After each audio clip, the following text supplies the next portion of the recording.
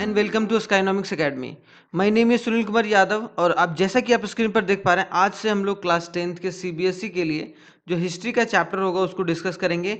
और जो आज हम लोग 2024 या फिर 25 के सेशन के लिए जो स्टार्ट कर रहे हैं, वो आज हम लोग नेशनलिज्म इन इंडिया को स्टार्ट करेंगे। इसके बाद हम लोग नेशनलिज्म इन यूरोप पढ़ेंगे। मैंने नेशनलिज्म इन इंडिया से इसलिए शुरुआत करा ताकि आप लोगों को एक रिलेटेबल टॉपिक लगे शुरुआत में। ठीक है, तो ध्यान से देखिएगा इस वाले वीडियो को। हम ये जो वीडियो होगा वो 3 पार्ट में लाएंगे ताकि आप लोगों को पूरे अच्छे तरीके से क्लियर हो पाए। ठीक है, उसके सिलेबस को भी डिस्कस करेंगे, किस तरीके से मैं यहाँ पर सिलेबस को डिस्कस करूँगा, क्या क्या सिलेबस आने वाला है।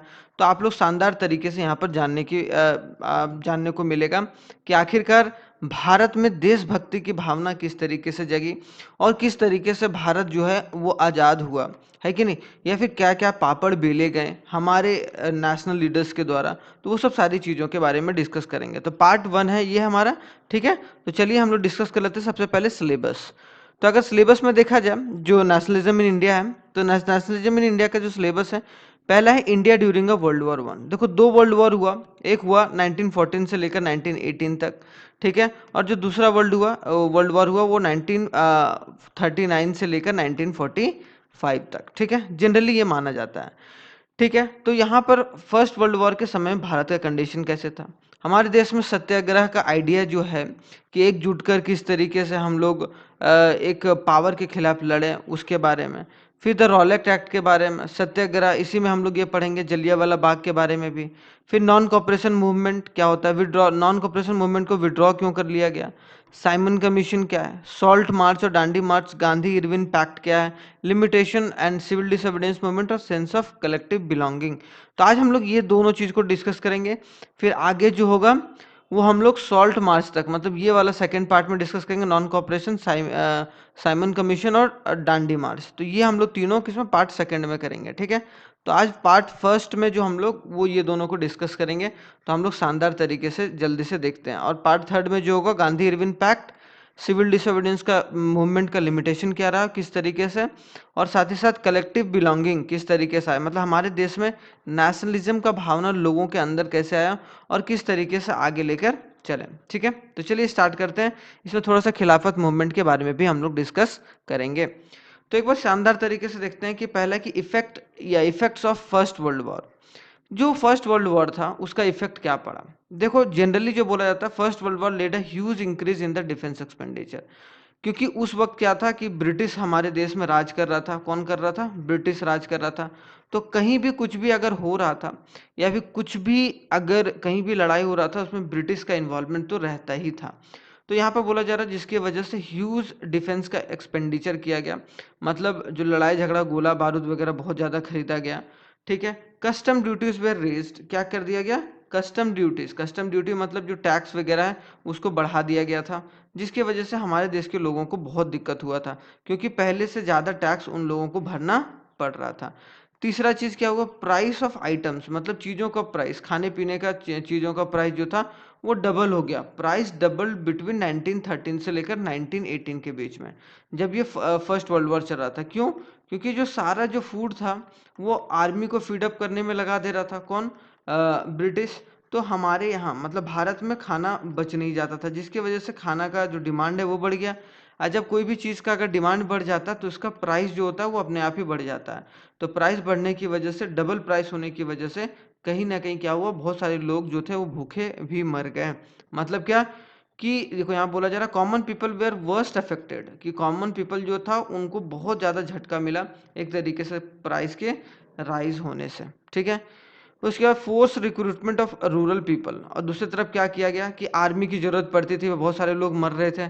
तो वहाँ से जो आर्मी के लोगों को हमारे गांव के लोगों के द्वारा गांव के लोगों को उठा के ले जाया जाता था और उनको आर्मी में भर्ती कराया जाता था। और जिसकी वजह से जो आम जनता में या फिर बोला जाए जो कॉमन पीपल में था, कॉमन पीपल में क्या एक तरीके से एंगर का भावना, गुस्सा का भावना निकल के आ गया था फर्स्ट वर्ल्ड वॉर के बाद ब्रिटिश के खिलाफ। ऊपर से और भी हो गए भाई लाले, crop failure in many parts of India, जिसके वजह से क्या हुआ, अब बहुत सारी जगह पे क्या हो गया, क्रॉप फेलियर हो गया। क्रॉप फेलियर मतलब ड्रॉट वगैरह आ गया। अब जैसे अब जब उस समय अगर मान लो कि इंसान अगर इंसान का जो फसल है वो सही तरीके से ना हो तो वो फिर भूखा मरेगा ही मरेगा। तो जिसके वजह से influenza epidemic further aggregated the problem. उसके बाद एक प्रॉब्लम आया, एक इन्फ्लुएंजा आया, जैसे कोविड टाइप में है ना वैसे इन्फ्लुएंजा आया, और जिसके वजह से बोला जाता है कि 1921 के सेंसस में, जो कि बोला जाता है कि ब्रिटिश गवर्नमेंट के द्वारा सबसे पहली बार ये सेंसस निकाला गया था। कौन? 1921 का सेंसस। उसमें 12 से 13 मिलियन लोग, कितने लोग? 12 से 13 मिलियन लोग जो थे उन्होंने अपनी क्या की थी, एक तरीके से जान गंवा दी थी या फिर मर गए थे। किसकी वजह से? या तो वो फैमिन की वजह से। किसकी वजह से? या तो वो फेमाइन की वजह से, भूखमरी की वजह से, या फिर वो एपिडेमिक की वजह से। एपिडेमिक मतलब एक तरीके से बीमारी फैलने की वजह से। जैसे अभी हम लोग कोविड-19 था, कोविड-19 क्या था? पैंडेमिक। तो पैंडेमिक से जो पहले आता है ना, हम लोग उसको बोलते हैं एपिडेमिक का सिचुएशन। मतलब अभी कोविड में बहुत सारे लोग मरे, लेकिन एपिडेमिक में क्या होता है कि थोड़ा सा कम प्रभाव होता है, लेकिन उसमें भी बहुत सारे लोग मरते हैं। तो बोला जा रहा 12 से 13 मिलियन लोग मरे थे, मतलब 1 करोड़ 10 लाख, 1 करोड़ 20 लाख लोग जो थे मरे थे, क्योंकि 1 million is equal to 10 lakh होता है। ठीक है, तो ये effect of first world war हुआ था अगर देखा जाए इंडिया के पर्सपेक्टिव से। क्लियर? अब आते हैं कि आइडिया ऑफ सत्याग्रह कैसे जनरेट हुआ। आइडिया ऑफ सत्याग्रह, अब Gandhi ji return to India in जनवरी 1915। 1915 में गांधी जी कहाँ? इंडिया आ गए थे, और उन्होंने, उनका बहुत नाम हुआ था साउथ अफ्रीका में, जब उन्होंने वहाँ पर अपार्थेड मूवमेंट, मतलब गोरों और कालों के बीच में जो झगड़ा चल रहा था उसको वहाँ पर उन्होंने लड़ा और वहाँ पर जीता भी था। तो वहाँ पर उनके द्वारा एक तरीके से जो मूवमेंट चलाया गया था वो बहुत प्रभावशाली हुआ। तो जब वो भारत आए तो उन्होंने भी यही हालत देखी। His noble method of mass agitation, उन्हें ये पता था कि किस तरीके से मास लोगों को, मतलब मास एजिटेशन मतलब बहुत सारे लोगों को इकट्ठा करके एक अच्छा रिजल्ट लाया जा सकता है, या फिर बोला जाए सत्याग्रह करके। जो बड़े सारे लोग, बहुत सारे लोग इकट्ठा हो जाते हैं, हम लोग उसको सत्याग्रह का नाम देते हैं। तो आइडिया ऑफ सत्याग्रह इम्फेसिस, जो आइडिया ऑफ सत्याग्रह था वो किस पर निर्भर करता था? पावर ऑफ ट्रूथ, कि हम लोग सच के लिए लड़ेंगे, और या तो फिर हम लोग सच सच की खोज के लिए लड़ेंगे। मतलब दो चीज़ों पर फोकस था। सत्याग्रह का मतलब कि वो क्या है? पावर ऑफ ट्रूथ है, या फिर need to search the power of truth. तो 1916 में, 1915 में गांधी जी कहाँ पर आए? हमारे देश आए, भारत आए, और 1916 में ही उन्होंने अलग अलग जगह पर ट्रैवल करके बहुत सारे किसानों के द्वारा, जैसे 1916 में गांधी जी ट्रैवल टू चंपारण इन बिहार, वहाँ पर चंपारण बिहार एक डिस्ट्रिक्ट है, वहाँ पर वो गए और वहाँ पर उनके स्ट्रगल के बारे में, कौन? वहाँ के पीजेंट्स किसको? फार्मर को। वहाँ के फार्मर के स्ट्रगल के बारे में उन्होंने देखा, किस तरीके से प्लांटेशन उन लोगों को कराया जा रहा था, और किस तरीके से ब्रिटिश वहाँ से वो सब सारा सामान ले जा रहे थे। The method of satyagraha based on the idea that if someone is fighting for a true cause there is no need to use any physical forces.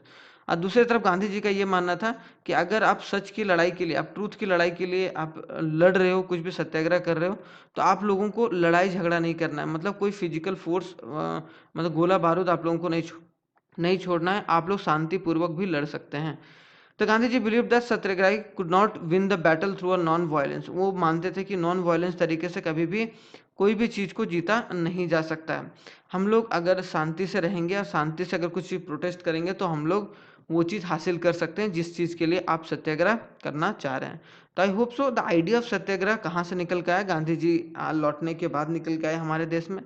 तो इन्होंने बहुत सारे मूवमेंट करे या फिर सत्याग्रह मूवमेंट करे, जहाँ से उनको जानकारी मिला कि भाई किस तरीके से भारत में क्या कंडीशन चल रहा है। तो जैसे कि यहाँ पर है, 3 जगह महात्मा गांधी मेनली गए थे। एक गए थे पीजेंट्स मूवमेंट ऑफ चंपारण, जो उन्होंने पीजेंट्स मूवमेंट करा चंपारण में 1916 में। 1917 में उन्होंने पीजेंट्स मूवमेंट, जो फार्मर्स का मूवमेंट था, खेड़ा डिस्ट्रिक्ट गुजरात में, वहाँ भी गए।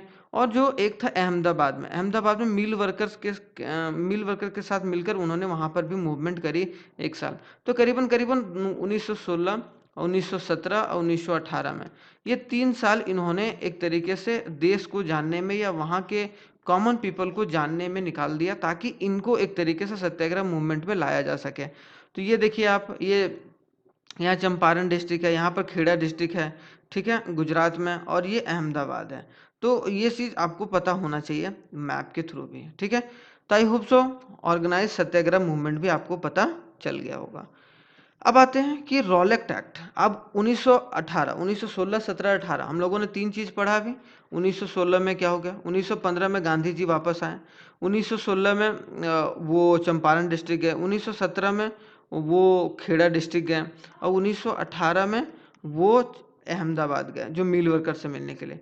1919 में 1919 में एक एक्ट पास हुआ जो कि वहाँ के इम्पेरियल लेजिस्लेटिव काउंसिल के द्वारा पास किया गया।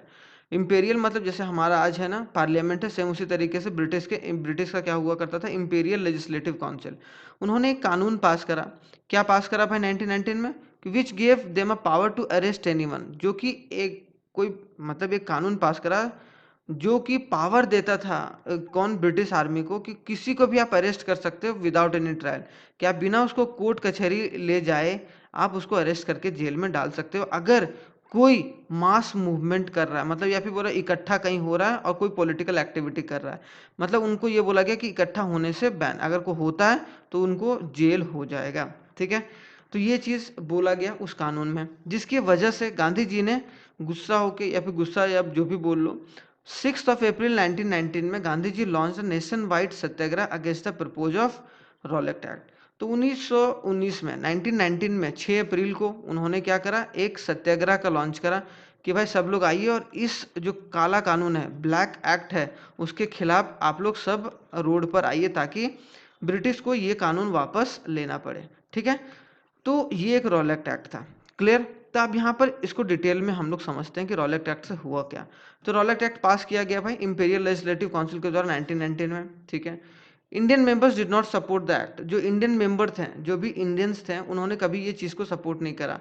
And but it was pass nevertheless, लेकिन उसके बावजूद भी इंपीरियल लेजिस्लेटिव काउंसिल ने पास कर दिया।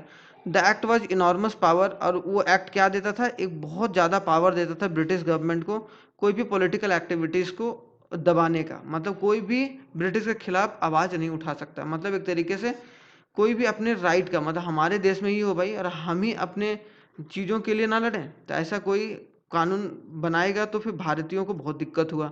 इट अलावा detention of political prisoners without a trial of 2 years, मतलब क्या 2 साल तक वो जेल में बंद रहेगा बिना ट्रायल किए हुए। तो ऑन 6 अप्रैल गांधी जी ने लॉन्च करा क्या, जैसा कि अभी बताएं हम कि 6 अप्रैल 1919 को सत्याग्रह लॉन्च किया गया and the call for a strike. और क्या किया गया कि स्ट्राइक करेंगे हम लोग, क्या करेंगे, धरने पर बैठेंगे। और जिसका ह्यूज रिस्पांस मिला, किसको मिला, गांधी जी को बहुत ज़्यादा रिस्पांस मिला। People came out of various cities, बहुत सारे रेलवेज वगैरह, रेलवेज वर्कशॉप सब बंद हो गया, सिटीज़ बहुत सारे दुकानें जो थे वो इंडियंस लोगों ने बंद कर दिए, जिसकी वजह से British administration decided to clamp down the nationalist and several local leaders were arrested. जिसकी वजह से ब्रिटिश के बहुत सारे जो एडमिनिस्ट्रेशन थे या फिर बोला जाए उनकी आर्मी के लोग थे, उन्होंने हमारे देश के लोगों के बहुत सारे नेशनलिस्ट को जेल में बंद किया, जो कि और बहुत सारे अरेस्ट करके जेल में डाला भी। और गांधी जी को दिल्ली आने से भी रोका गया, मतलब गांधी जी दिल्ली ना आ सकें, जिसकी वजह से मतलब दिल्ली ना आ सकें, क्योंकि अगर दिल्ली आ गए तो हो सकता है कि बहुत सारे भीड़ हो जाए जिसकी वजह से उनको कंट्रोल करना मुश्किल हो जाए। तो गांधी जी को भी रोका गया। लास्टली ये एक्ट को जो है वापस ले लिया गया था, क्योंकि बहुत सारा जो था वो ब्रिटिश को यहाँ पर फोर्स लगाना पड़ रहा था, जिसकी वजह से बाद में रॉलेट एक्ट वापस ले लिया गया ब्रिटिश सरकार के द्वारा। क्लियर, अब आते हैं रॉलेट एक्ट से ही जुड़ा हुआ है जलियांवाला बाग डे। अब देखो जलियांवाला बाग 6 अप्रैल को स्ट्राइक हुआ। अब उसी दौरान जब ये रॉलेट एक्ट का प्रोटेस्ट वगैरह चल रहा था, 6 अप्रैल को बस स्ट्राइक मूवमेंट लॉन्च किया गया गांधी जी के द्वारा। ठीक है, और 1919 में ही रॉलेट एक्ट पास किया गया था। तो उसी के लिए धरना प्रदर्शन कर रहे थे लोग, या फिर बोला जाए बैसाखी का समय था। पंजाब का स्थान था, पंजाब अमृतसर में ये जगह है जलियांवाला, जहाँ पर वो लोग शांतिपूर्वक, मतलब पीसफुली क्राउड, बहुत शांतिपूर्वक, देखो यहाँ पर लोग थे वो जमा हुए पड़े थे। और वो क्या कर रहे थे, बैसाखी का दिन था, क्या था, during a annual Baisakhi fair, वहाँ पर बैसाखी का मेला लगता था जो पंजाबियों में बहुत फेमस है। तो एक तरीके से वहाँ पर रॉलेट एक्ट के बारे में भी बात हो रहा था कि भाई रॉलेट एक्ट को गलत है, उसको वापस लेना चाहिए मतलब ब्रिटिश सरकार को, अगर वापस नहीं ली तो क्या करना चाहिए था। तो तो यहाँ पर ये रॉलेट एक्ट के खिलाफ ब्रिटिश को क्या लगा कि ये पूरे तरीके से क्या रॉलेट एक्ट के खिलाफ यहाँ पर मूवमेंट चलाया जा रहा है, फिर या सत्याग्रह लॉन्च किया जा रहा है यहाँ पर, या फिर लोग इकट्ठा हुए हैं। तो जो कि मनाही किया गया था भाई, अगर देखा जाए रॉलेट एक्ट के अनुसार, है कि नहीं। तो यहाँ पर जिसको हम लोग अमृतसर मैस्करे भी बोलते हैं, वो 13 अप्रैल 1919 को हुआ, क्योंकि बाद में यहाँ पर सारे लोग देखो आसपास पूरा ग्राउंड ये पूरा कवर था, बीच में एक नैरो रास्ता था जहाँ से वो लोग निकल सकते थे। तो यहाँ पर ब्रिटिश आर्मी जो जनरल डायर ने ऑर्डर दिया कि भाई ओपन फायर करो। ओपन फायर की वजह से यहाँ पर बहुत सारे लोग जो थे वो यहाँ पर मर गए, क्योंकि अब एक भीड़ है और निकलने का रास्ता नहीं उतना, तो क्या होगा कि लोग यहाँ पर मरेंगे ही मरेंगे। जब बाद में जो लोगों की याद में ये चीज़ आज आप लोगों को मिलेगा, आप लोग अगर अमृतसर जाइएगा घूमने के लिए जलियांवाला बाग में, तो ये चीज़ आप लोगों को दिखाई दे देगा पंजाब में। क्लियर? तो ये जनरल डायर साहब थे जिन्होंने एक तरीके से इतना भयावह जो काम करा था वो एक तरीके से किया गया था। इनको बाद में मारा भी गया था। तो आप लोग ये बताइए भाई, जनरल डायर को किसने मारा था एक तरीके से पार्लियामेंट में घुसकर? ठीक है, तो ये चीज़ आप बताइएगा जरूर कमेंट करके, कमेंट बॉक्स में। अब थोड़ा सा डिटेल में जान लेते हैं। तो 10th ऑफ अप्रैल 1919 में देखो, 13 अप्रैल को ये कांड हुआ, मतलब 13th ऑफ अप्रैल को जलियांवाला बाग डे का जो पूरा जो इंसिडेंट घटा, लेकिन 10 अप्रैल से शुरू हो गया था। 10 अप्रैल को टू नेशनलिस्ट लीडर जो सैफुद्दीन किचलॉ और जो सत्यपाल जो थे वो वेर अरेस्टेड इन पंजाब। उन दोनों को, जो बड़े बड़े लीडर्स थे पंजाब के, जो कि एक तरीके से रॉलेट एक्ट के खिलाफ अपना प्रोटेस्ट कर रहे थे, उनको क्या कर लिया गया, एक तरीके से अरेस्ट कर लिया गया। मार्शल लॉ वेयर इम्पोज, और अमृतसर में मार्शल लॉ लगा दिया गया, जैसे हम लोग बोलते हैं 144 का धारा लगा लिया भाई। यहाँ पर कोई भी एक तरीके से इधर से उधर नहीं हिल सकता बिना कोई परमिशन के। Command of the area was given, और कमांड किसको दिया गया, जनरल डायर को दिया गया, जैसा कि अभी मैंने फोटो में भी दिखाया था। द इनफेमस या फिर shocking Jallianwala Bagh massacre took place in 13th of April, 13 अप्रैल को ये घटना घटा। 10 अप्रैल को वो चीज़ हुआ, 13 अप्रैल को एक तरीके से बैसाखी का वहाँ मेला लगा था, सब लोग इकट्ठा हुए थे। Attending were the peaceful gathering, वहाँ पर कोई हल्ला जोर जबरदस्ती नहीं हो रहा था, पीसफुल गैदरिंग था। Was attended by a man women children to protest against this arrest, और एक तरीके से बैसाखी का भी समय था, और साथ ही साथ कि भाई आप सैफुद्दीन किचलॉ और सत्यपाल को आप लोगों ने अरेस्ट क्यों किया, उसके खिलाफ भी प्रोटेस्ट चल रहा था। इट वॉज इनक्लोज, और वो जो सारा एंट्री पॉइंट था वो सारे एक तरीके से सारा एरिया जो था वो इनक्लोज था, और एक बहुत छोटा सा जगह था जहाँ से वो लोग निकल सकते थे। तो general Dyer block the exit point, general Dyer ने क्या करा, सारे एग्जिट पॉइंट को उन्होंने, एक दो एग्जिट पॉइंट था उसको ब्लॉक कर दिया, और सारे को ये बोला गया कि आप फायर करो। तो 100 of peoples were killed in that incident, और उसमें मतलब हाँ, बोला जाए कि 100 लोग या हजारों लोग मारे गए, जिसकी वजह से वो एक काला धब्बे के रूप में माना जाता है एक पंजाब का ये इंसिडेंट। तो public react the incident and took violent, और पब्लिक ने रिएक्ट करा, वायलेंट हो गया। अब ये कांड हुआ तो पूरा नॉर्थ इंडियन जो था, नॉर्थ इंडियन टाउन, वो भी रास्ते पर निकल गए। Government was quite brutal in this response, और गवर्नमेंट जो थी, ब्रिटिश गवर्नमेंट और भी ब्रूटल हो गई, सबको मार रही थी, पीट रही थी, एंड थिंग्स टर्नली हाईली वायलेंट, जिसकी वजह से बहुत सारा जो वायलेंस है वो रास्ते पर देखने को मिल रहा था। Mahatma Gandhi ji called off the movement as he did not want to continue the violence, लेकिन महात्मा गांधी ने ये वाला जो मूवमेंट था उसको कॉल्ड ऑफ कर दिया। क्यों? क्योंकि इसे वो कंटिन्यू भी नहीं करना चाह रहे थे। क्यों? क्योंकि वायलेंस बहुत बढ़ गया था, और उनका ये मानना था कि वायलेंस जो है वो आप ना करें, उसमें भी ज़्यादा बेहतर है, क्योंकि आप अगर नॉन वायलेंट तरीके से भी आप आगे बढ़ सकते हैं और कोई भी जंग को जीता जा सकता है। तो ये शानदार तरीके से यहाँ पर हम लोग जानने की कोशिश करेंगे, और एक तरीके से गांधी जी के द्वारा जो जलियांवाला बाग इंसिडेंट हुआ, उसके बाद जो इन्होंने स्ट्राइक मूवमेंट या बहुत सारी चीज़ों का जो मूवमेंट या सत्याग्रह शुरू करा था, उसको इन्होंने बंद कर दिया, जो कि एक तरीके से उसके बाद जो लोग थे उनको ये चीज़ पसंद नहीं आया। तो हम लोगों ने बहुत शानदार तरीके से देखा, क्या क्या देखा भाई। देखो 1914 से लेकर 1918 तक के बीच में क्या क्या हुआ फर्स्ट वर्ल्ड वॉर में। फिर 1915 को गांधी जी इंडिया है, ठीक है। फिर जो 1916 में था वो गांधी जी चंपारण डिस्ट्रिक्ट गए।